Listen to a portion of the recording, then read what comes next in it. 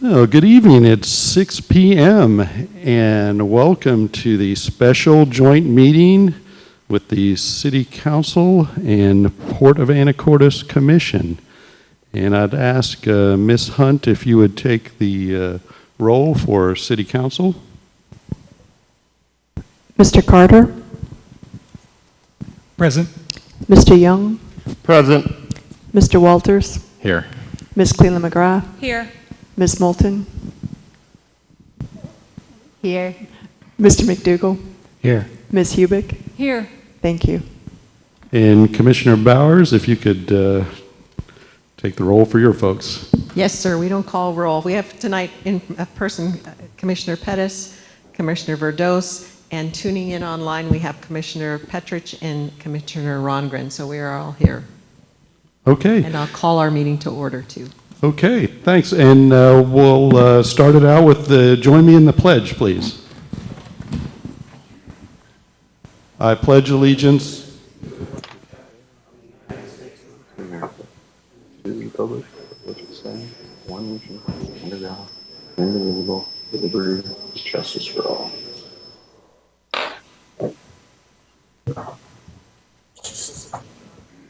Okay, we're here, of course, to work together well, like we always do, and we're going to talk about our update to the Maritime Strategic Plan. The Council does have a resolution in front of us for discussion later if we want to do that, but we're going to go ahead and kick it right off with Mr. Meismer from the City of Anacortes to give us a presentation on the updates to the Maritime Strategic Plan. Mr. Meismer, whenever you're ready.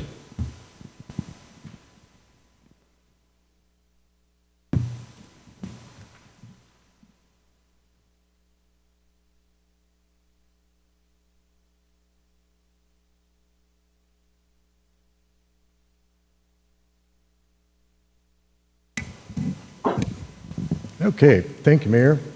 Members of the council, port commissioners, port staff, city staff. I'd also like to welcome Mr. John Sternlick with EDASC, Ms. Jessica Kaiser with the Chamber of Commerce.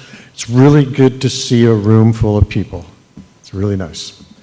So with that, a little bit of background. The Maritime Strategic Plan was developed in cooperation with all of your input.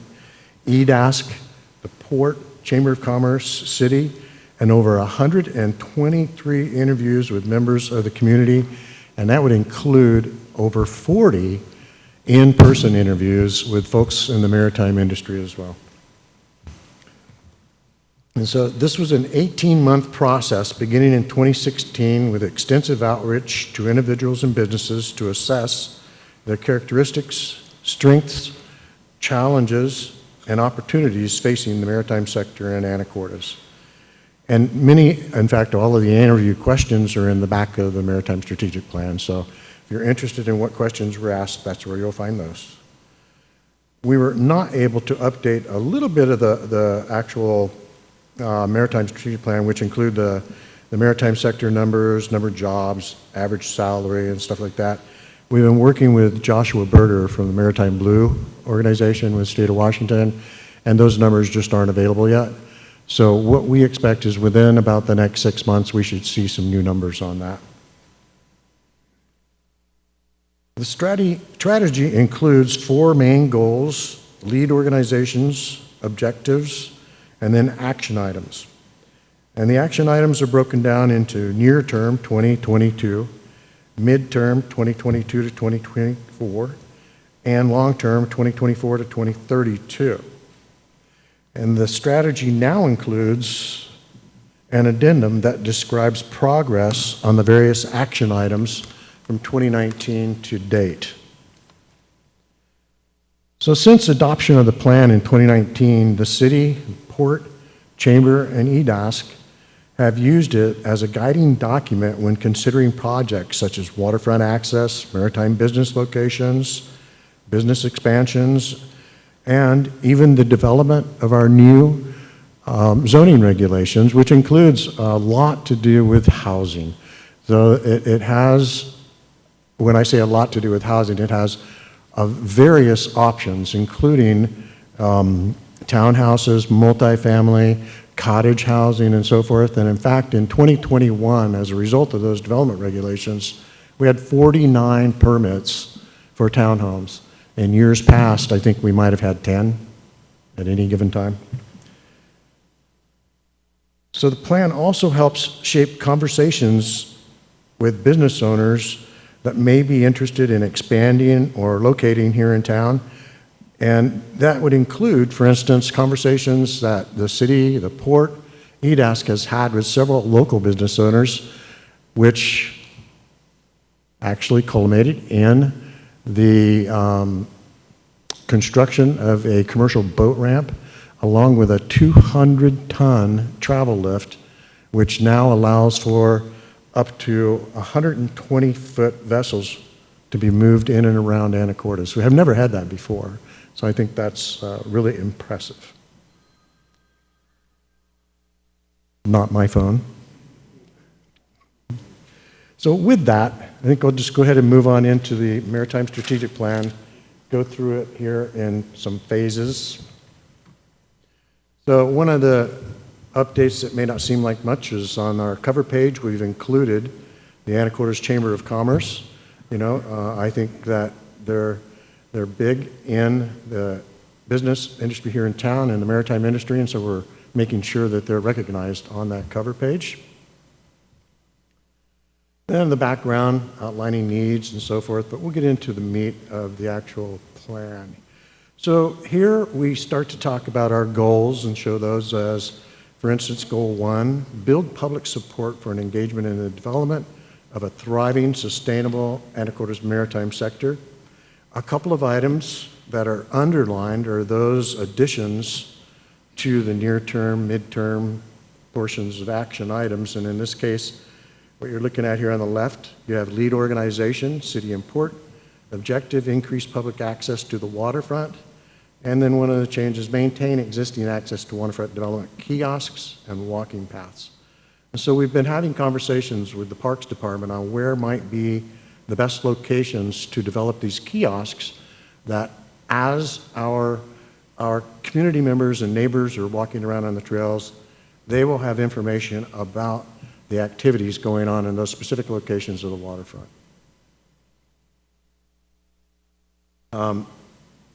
Under the midterm, I kind of like this one. The city is working with MJB on completing development at 17th and 22nd Street, which includes an esplanade and waterfront access. So when that project starts moving along more quickly, so to speak, it will have a waterfront esplanade 12-foot wide with a restored beach with soft shore armoring on it all the way from 22nd at T Avenue all the way to the port property at the Seafarers Memorial Park. That's a fairly nice sized piece of trail. The other is, one of the items is review use of city industrial and commercial boat ramp for recreational use on the weekends. We're currently looking at how that might work. A couple of other items, Anacortes Boat and Yacht Show, Marine Trades Directory. We all know the Marine Trades Directory is like the yellow pages of getting things done in the marine industry here in town. A couple of items that we've been following in the legislative end, copper bottom paint. Another item has been following the Washington State Department of Ecology's guidelines on boat yards. That's become more and more complicated, so we're trying to keep up with that and see how we can help with our industry. And again, lead organizations, objectives, and action items. Not much has changed in these particular columns as we go through. Goal 3 is establish the Anacortes as a statewide national center for maritime workforce development, education, research and development. So under the midterm, STEM like me, with the 7th grade students, marine trade tours, 11th grade students from the CTE class. An interesting development that has occurred over, I think it's about the past year, is DCI now has an apprenticeship program that they've never had in the past. And I can tell you that I see from a lot of folks around town is really interesting. Folks are moving into that program. Northwest Technical Academy is helping get people going in that, from what I understand.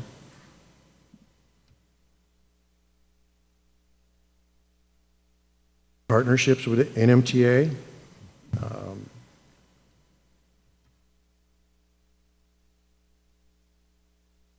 And as we start going through here, you know, one of the things that we, the chamber, the port, and EDAS does is get the word out. Marine-specific ads in the Northwest Maritime Center, 48 North, Wooden Boat Festival, Sun Cruiser Publishing, Wagoneer Cruising Guide, and, you know, pretty much anywhere we can get the word out, they're getting it out. So this is where we start getting into some of the accomplishments from the Maritime Strategic Plan and the goals addendum for 2019 status and 2022 status updates. So we ended up with some damage from windstorms at Washington Park boat ramp. And so with that, the Parks Department was successful in getting a grant and replaced the dock and piles. And this picture shows it's functioning very well. And in fact, I know there was a halibut season opener a couple of weeks ago, and it was pretty crowded. So here, the port's new A dock includes revised, safer esplanade, the Anacortes Chamber hosting the State of the Port, State of the City, and Port Commission roundtables, you know, and that's increasing awareness and understanding of the value of having these meetings. EDASC, the Maritime Symposium in 2019, and then they're hoping to resume those programs following the lift of the gathering restrictions and the mask update. And in 2019, I believe 2019, 2020, a program called Opportunity Zones became useful around town. We've had a few folks come in for that. Haven't seen a ton, but a few folks have come in, bought some properties, and developed some multifamily construction out of that. The Port of Anacortes transferred the Olson Building to the Housing Authority for redevelopment into workforce housing. And with that, the community passed the 0.1% sales tax towards workforce housing, which has been delegated to the Olson Building and the Anacortes Family Center. EDASC continues facilitating the Skagit Housing Consortium. And again, we talked about the development regulations just briefly. But, you know, port, industrial, maritime businesses have concern with some of the language, and after reviewing it very thoroughly, there were no negative impacts that we could find. Climate change research, potential regulatory measures are under exploration. We've been working on our floodplain management code, and with that, we'll be bringing forward some proposals as how to deal with potential sea level rise within the next few months. The port and the city entered into an agreement with 2nd Street, which is between Curtis Wharf and Quiet Cove, which now allows the port more flexibility in what can happen at Curtis Wharf and what can happen there at Quiet Cove. Seattle Yachts significantly expanded their footprint in Anacortes over the past 6 months. So EDASC continues carrying out its business retention and expansion program throughout Skagit County, not just in Anacortes, and continuing to connect Anacortes maritime businesses with upskilling programs. I would be remiss if I did not mention the city's fiber network installation ongoing. And as you can see, we have a few reader boards around town. If you don't have fiber and it might be in your area, give them a call. They'll get you hooked up. And Northwest Marine Trades Association, management of the Anacortes Boat and Yacht Show. And with this year, so I think if I remember correctly, last year was virtual. Boat and Yacht Show this year is in person, 2 years ago. So this year is in person, but not only is it the boat show, they're also including Trawler Fest this year. So that's a pretty big thing there. And I kind of like the pictures there. There's that 200-ton travel lift, and in the bottom right, you're seeing a fishing boat that has been brought up on the dry to facilitate some of the retrofits required for fishing up in the Bering Sea.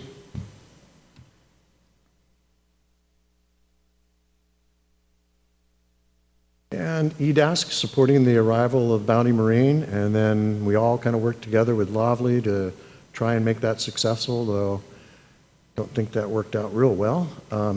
EDASC will continue its business attraction program, including attracting maritime businesses to Anacortes and elsewhere in Skagit County. EDASC hosted the Innovation and Mobility Summit, highlighting the local cutting-edge transportation projects, including those in the maritime sector from Dakota Creek Industries and Lovely.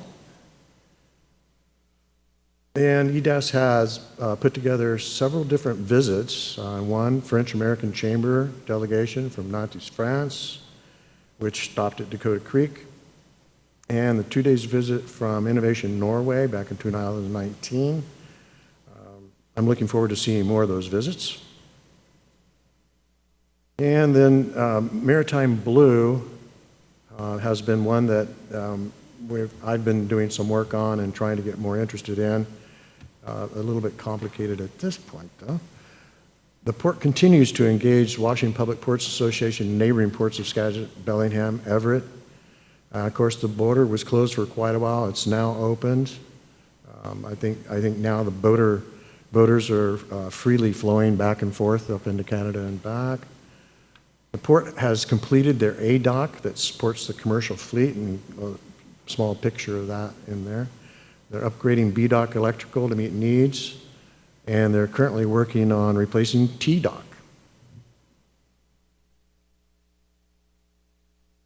And let's see, we've got the port is seeking Washington Department of Commerce SERV grant to fund feasibility study and application to US DOT for port infrastructure development grants. And then again, the 2nd Street, Curtis Wharf development. I think we're all looking forward to see how that's going to play out here in the coming months with improved storage capacity and flexibility.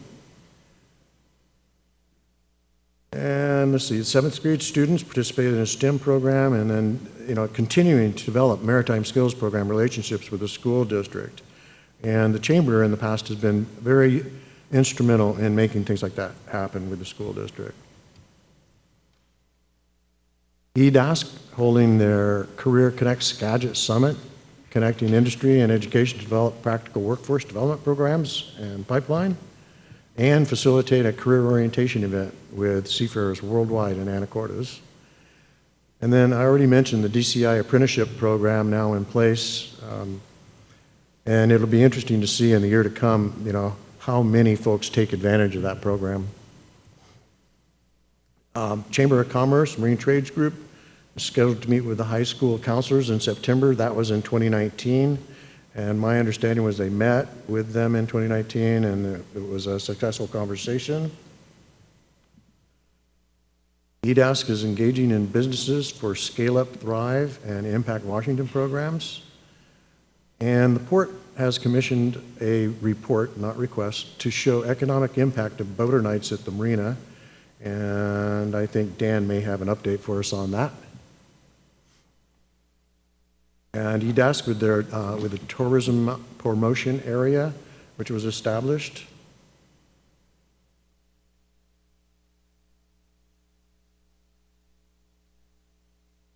Port and Chamber engage more deeply with the newly created Skagit Tourism Bureau. Looking forward to seeing what that's going to bring to Skagit Valley and Skagit County as a whole. Spring Wine Festival, October Beer on the Pier, continue to bring a bump to shoulder season transient mortgage. Race Week, established in 21, will be coming at us again here in 2022. And the city partnered with AWA for youth sailing programs, which are now underway. And port communication efforts, leaders in gas pricing, boater bags, and we have the U.S. Customs homes here. We do list under the 2019 updates the event center, preliminary design, and potential development agreement, and then of course EDAS supporting tourism efforts by adding to the county GDP and tax revenue. And WashDOT continues their visioning outreach for improved ferry terminal amenities, and we continue to have conversations in regards to updating that facility. It is so far behind the times that it just needs to get done. My opinion. Thank you.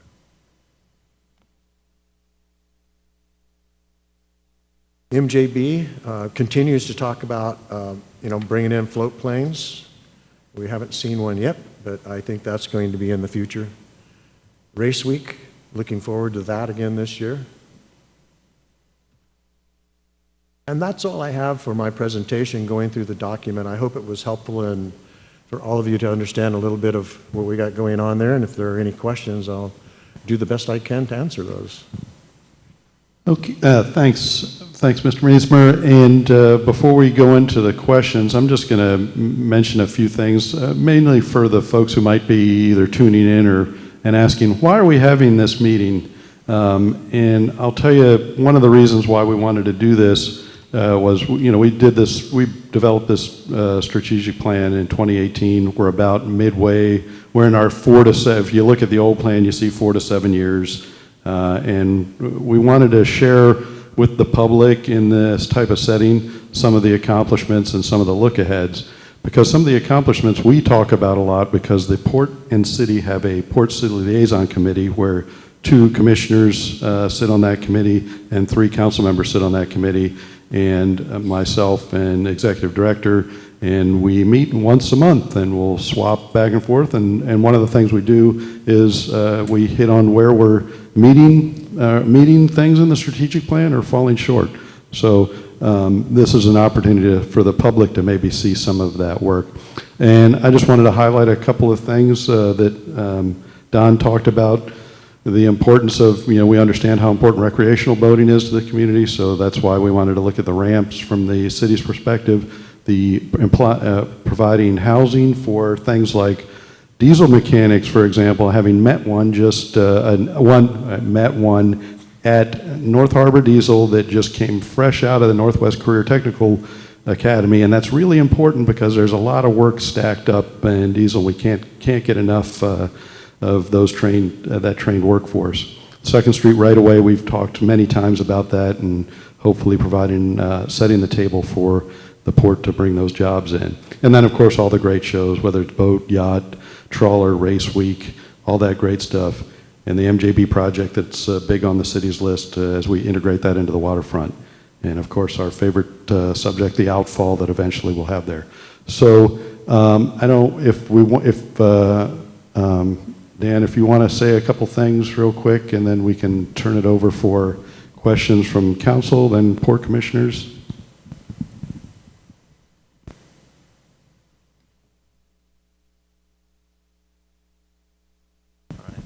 Thanks. No, I just echo all the things. It's been great working together, and between our 2 organizations, we're a maritime community, and we're doing lots and lots of things together to try and create family wage jobs. But that's not the only thing. You get jobs, you need to have a place to live, you need to be in safe community, schools, hospitals. I mean, it's the whole team that put together, and I really appreciate this opportunity for both our 2 organizations to get together to highlight to the public all the work that we're doing behind the scenes and some of the accomplishments, because it does take a long time for some of this to come to fruition. But rather than talk any further, I'd like to open it up to the commission and the council for questions.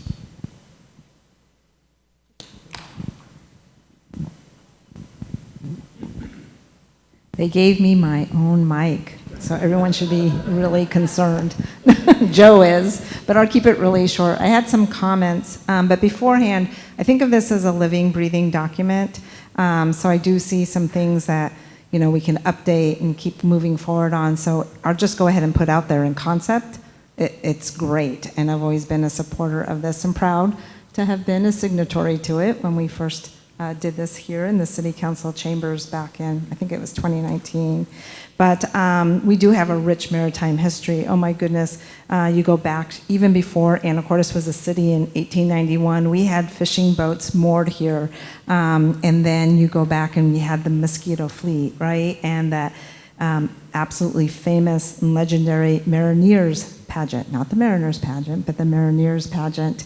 And we did everything from then forward, focusing on our waterfront. And so now today, obviously, commercial fishing and divers and pilots and all the list that goes on and on back here. But there's even more of youth and people that have been in this community for many generations, earning their income from our waterfront. And not only do we live here and recreate here, because on the water and near the water, we really do enjoy that. We are just connected to our waterfront, and there's just so much opportunity to come forward as well. I think even as we're seeing and looking through this document, I bet you ideas are popping up with different people. So again, going back to that living, breathing document moving forward, we really are anchored to our waterfront. That's what Anacortes is. It's part of our culture. It's who we are. It's a vibrant community. It's why we've chosen to live here,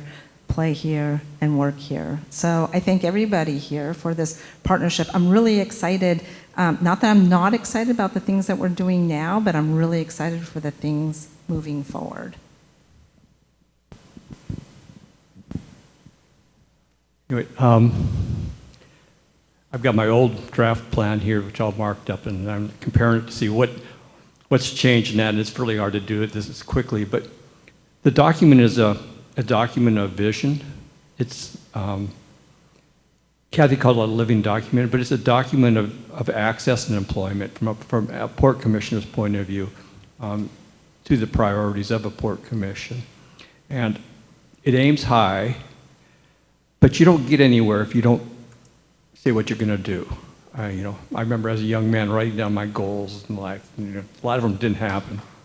Some of them did, but you've got to set it someplace. And this is setting the goals and referring back to, and it gives you a baseline of where are you, what are you achieving, and what can you achieve yet. So it's a good exercise, and it's something to refer back to.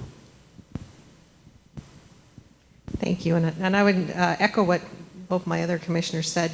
When I looked at this document when we were preparing to review it in Port City Liaison, I started thinking about the similarities between the port being a municipal government agency and y'all being a municipal city agency.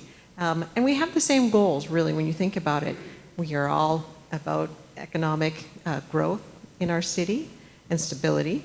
We're about sustaining environmental practices in our community, and we are about social concerns like housing, workforce housing. So when I look at this document through the eyes of those three things, I think I'm excited that we've met so many of those goals already in small ways and some in big ways in others. But I, as Don was reviewing it, it's not Don's fault. He's a city guy. He didn't talk about the environmental things that both the city and the port have been doing. I'm going to get the number wrong. In the last 10 years, the port has spent $65 million on environmental cleanup over the water and on our shoreline. And I know the city's had tremendous projects as well and has worked in concert on those projects. And until we make sure we fix our environmental issues, we can't do a lot of the things that we want to do. I'm really looking forward to some of the projects the port has ahead. I want to make sure our other two commissioners that are joining us remotely can join in. I don't know how to make them do that tonight. I know what to do at home, but not here. Can you hear me okay? Yep. Yes, okay. Well, good evening, everyone. Sorry I couldn't be there in person, but I would echo what Commissioner Pettis said regarding opportunities, just looking at the plan, and Commissioner Verdeau's mentioned vision and then growth and environment, but certainly two things that struck a chord with me is public access to waterfront and living in Anacortes and having people come and visit us and just realizing that sometimes we forget how special of a place this is, and to create opportunities for everyone to get a taste of the waterfront is exciting to me. And then the other one, and not too surprisingly, is the opportunity for our students in the community, the partnerships with the school district and creating opportunities for students to get a great education and opportunity to make some great money and have great health care and benefits right here in our front yard and backyards and all around us. So I look forward to seeing how the city and the port can continue to partnership and expand those opportunities for our students and our school district and community. Everybody hear me? Yeah, we can hear you. Okay. Yeah, first of all, sorry also that I'm not there in person, just trying to be mindful of others in the community as our family's been fighting a pretty bad head cold the last week. So I was looking forward to seeing many of you in person tonight, but that's for another time. Some of our conversations we've had on the commission level, over the past month or two, looking at this document, is really questioning what is it. And the Marine Strategic Plan is not necessarily, or it is not a binding document, and it's not necessarily a precise roadmap of where we're going either. There's many variables and things that are out of our control. But, as Joe said, it's more of a vision. And what I see, it is more of like a good faith promise for the port and city to work together in a document to serve as a reminder of our shared visions and goals. We are human. We can and we do have at times differing ideas and strategies of where to get places, but we do serve the same constituents. And if something's truly of a benefit to the community, then our two bodies should be able to see eye to eye and work as partners.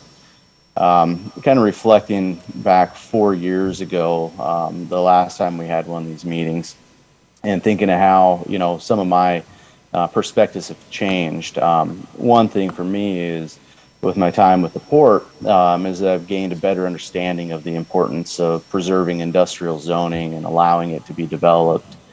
You can look at the economic downturn of COVID here the last couple of years, and the service level jobs were and they are the first to be impacted by recessions and disasters. But Dakota Creek, Cortland, Rainier, others continued operating. These industries are real important, vital lifeline to our economic stability. And the fact of the matter is we need more of these family wage jobs. What has not changed in my perspective on life and things is my environmental ideals. So there's no doubt in my mind that further industrial development must be done, but in a sustainable and green manner. And these two can really go hand in hand through, initiatives, incentives, actively scouting businesses that practice these ideals, and also by leading through example. We can build renewable infrastructure, continue doing environmental cleanups, fund community solar projects. The list of these possibilities is extensive, but we just need to continue to share the vision and work on it together, which, has been shown over the past, couple of years in particular, how well our two agencies can do that when we're on the same page. So, thank you for having us here tonight, and thanks for my time on the mic. All right, well, thank you very much. And I think I probably heard it more than once, the shared vision, interest, and goals. And that's really what it's all about, because we share a bunch of them in our organizations. So council comments, you don't have to comment, but you're more than welcome to chime in. And Ms. Moulton. Thank you, Mayor Miller. Thank you, Port Commission, for being here. It's great to be here in person together. And I appreciate the comments that all of you have made. Just a couple minor things to start. I think sometimes we talk about things as if everyone knows what we're talking about, like, for example, an acronym, which is NMTA, which I'm guessing means National Marine Trades Association? Yes. Okay, great. And so things like, we talk about opportunity zones, and now's not the time to have the lengthy conversation, nor is it the time to have a lengthy conversation about Maritime Blue, but I think this document is a good living document, as Commissioner Pittis says, but I think some background would be helpful to us on council and to the public, because we throw these things out here and then it's like, well, what does that actually mean? So I look forward to learning more about those kind of details in a different setting. Another one thing I wanted to underscore that Commissioner Bowers brought up is the environmental leadership of the port, and thank you for saying that number. I love hearing stuff like that. $65 million in environmental cleanup in the past 10 years. That's phenomenal and inspirational. So what I was thinking of is, the port is apparently conducting research on potential impacts of sea level rise on Anacortes and economic implications, and developing an action plan. A couple of us on council have talked about that sort of in an ad hoc manner, and I think that that's something that we definitely need to pursue. And just another thing I noticed, I got an email from the port about Earth Day and about planting, I think it's 1,000 trees on Earth Day, and also doing an oyster shell stormwater treatment bin. So I think stuff like that is awesome and great ways to engage and involve the community. I know we did some tree planting on Arbor Day, but again, these kind of initiatives are great ways to get our community involved and engaged and able to see that we can do things to make a difference together. So thanks for your work on that. And I think that's all I have right now. Thank you. Thank you. Yeah, the number's $9.99 now because I planted one on Arbor Day. So, okay, Council, Mr. Walters. Okay, please go ahead.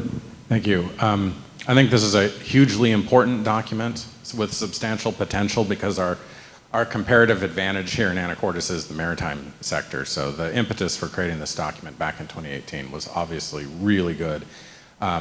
This particular document, we've only just received some of the edits today, and I think from my glance through here, I'm comfortable moving it forward tonight. But I do think that we ought to talk about an improved and enhanced process for next year's update to the document. As others have talked about, this is a living document, and I see a lot of opportunity for further improvement. I don't think we've hit upon an ideal format for it. The tabular format, I don't think really lends itself to a document like this. The changed formatting moves those lead organizations from that interstitial row to the first column. And I think that's an improvement. But there's like 6 lead entities for each of the items. And that's not changed from the last version, but that I think is where we ought to make some conscious decisions about who is actually going to take the lead on each of these items, because if everyone's responsible, no one's responsible. There really isn't a lead at all.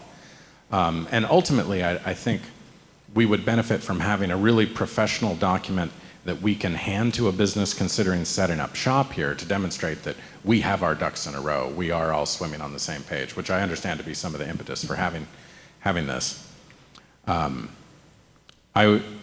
I also think we should look at maybe some prioritization.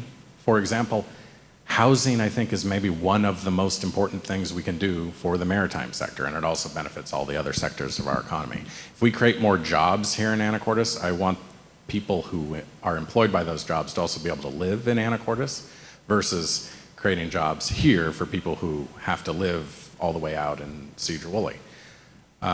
The event center is listed in the plan. I think that is a real community need, and not just for tourism, as described in the plan, but also for our community. And speaking only for myself, I completely support the return of the transit shed to a maritime use. I think that makes complete sense. But we need to replace it. The Sydney Ferry is mentioned once in the document. I wish it said more about preserving the Sydney route and articulated that as a goal.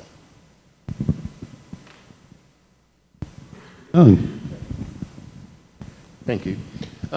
Just wanted to add just a little bit about collaboration and working together. I think everybody's made extraordinary points about what we really appreciate about the document, that it's a living document, that it's a vision forward document. It's some of the things that we're looking for.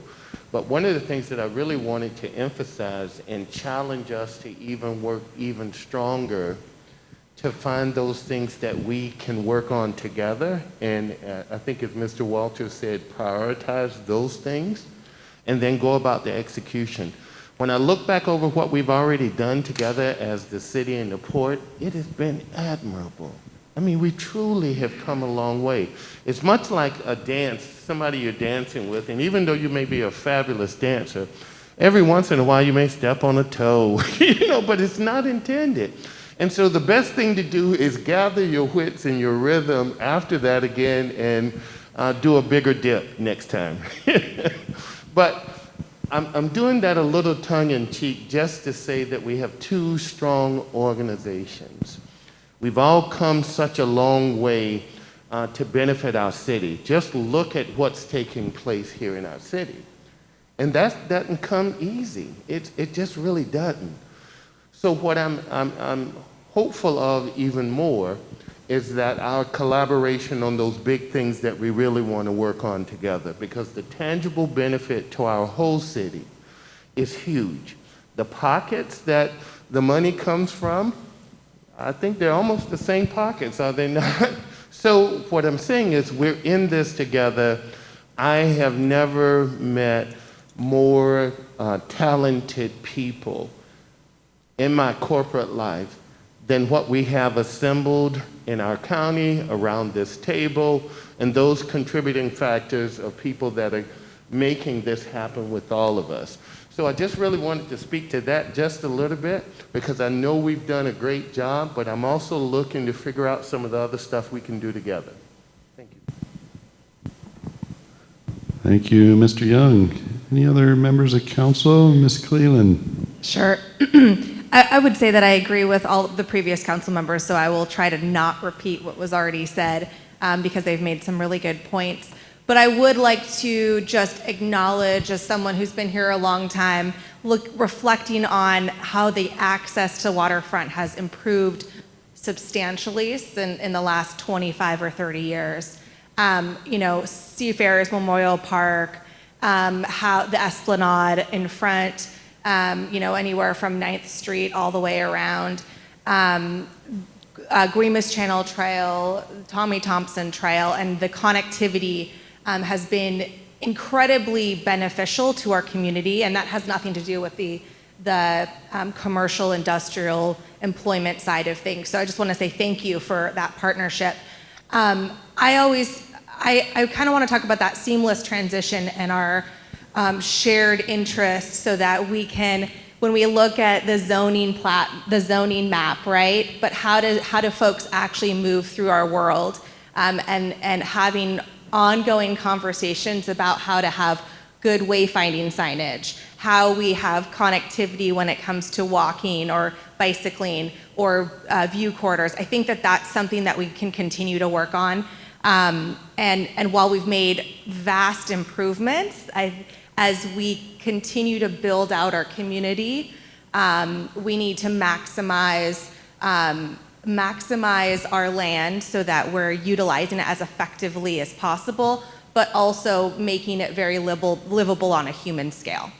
And just to reiterate the event center, we've got to figure out something, because as generous as it was for the port to share that facility with our communities for so long, it does make sense to go back to a maritime use, but we now need something else. So I think that that's something where, as EDAS, the Chamber, and City and Port, and other community members, we really should work on doing that.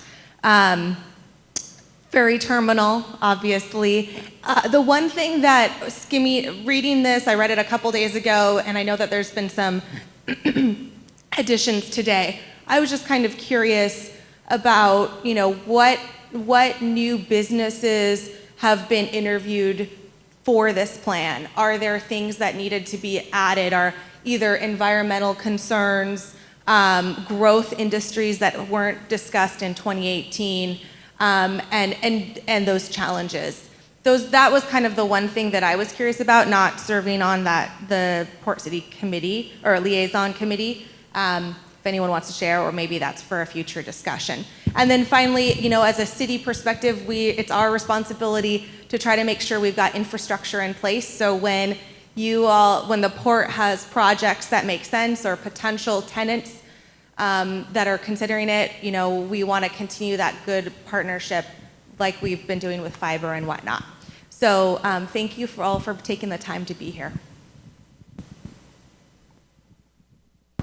Hey, Mr. McDougall.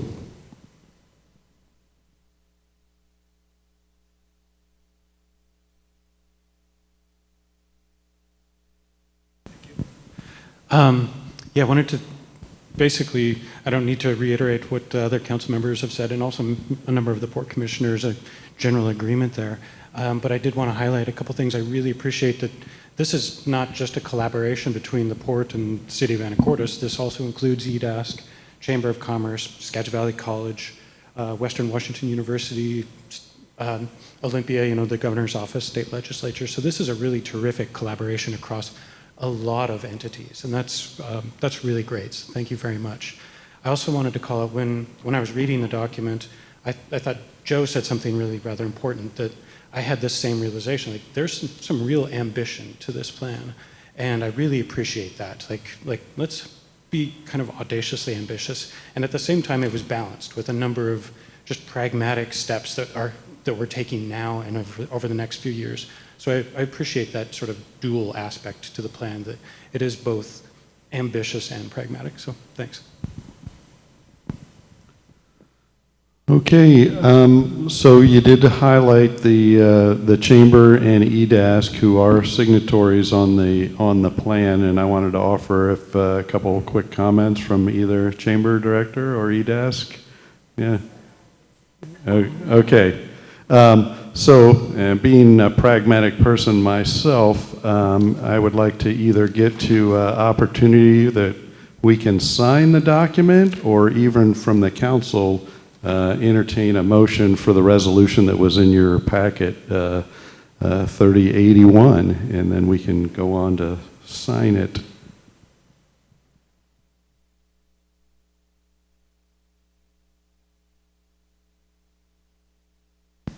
Mayor Miller? Mr. Walters? Since I have the mic again, I thought also there might be some opportunity to mention the new electric Guimas Ferry. Maybe use that to draw in Skagit County's participation into this plan, if that's a good thing. It seems we're going to have the first one. There's got to be some kind of synergy there. And then maybe also talk about the need for Class A office space for businesses that want to move to Anacortes, because it seems to me that we don't really have a lot of that available. In my former job, I was approached from tenants looking for space, even tenants of ADOC. They don't need a lot of space, but just some, and it needs to be office space. And I move approval of the resolution as presented. Second. Okay, you've got a motion by Mr. Walters, a second by Mr. Young for the Anacortes City Council to adopt adopting the Anacortes Maritime Strategic Plan 2022. Ms. Hunt, could you take a vote for me? Mr. Young? Yes. Mr. Walters? Yes. Ms. Cleland McGrath? Yes. Ms. Moulton? Yes. Mr. McDougall? Yes. Ms. Hubick? Yes. Mr. Carter? Yes. Motion carries.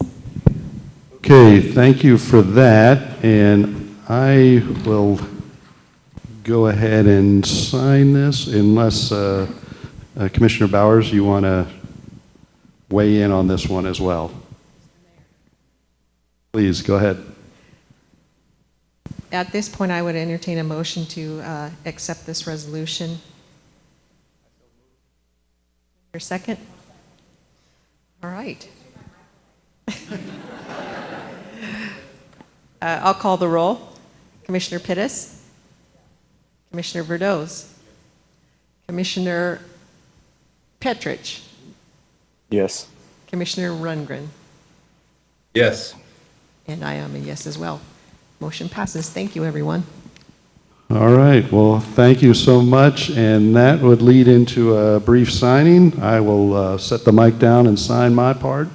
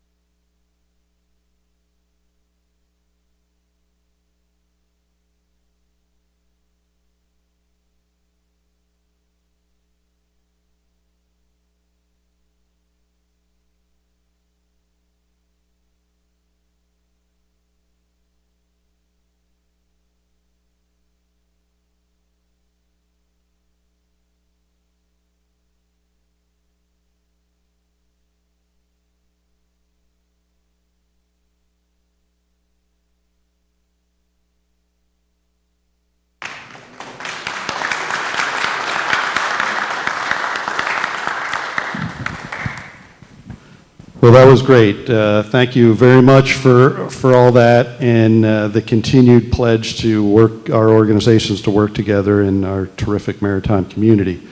So with that, I'll let Ms. Bowers, if you want to adjourn your commissioners. Okay, and the City Council, the special meeting between the Port of Anacortes and the City Council meeting is now adjourned. Thank you very much.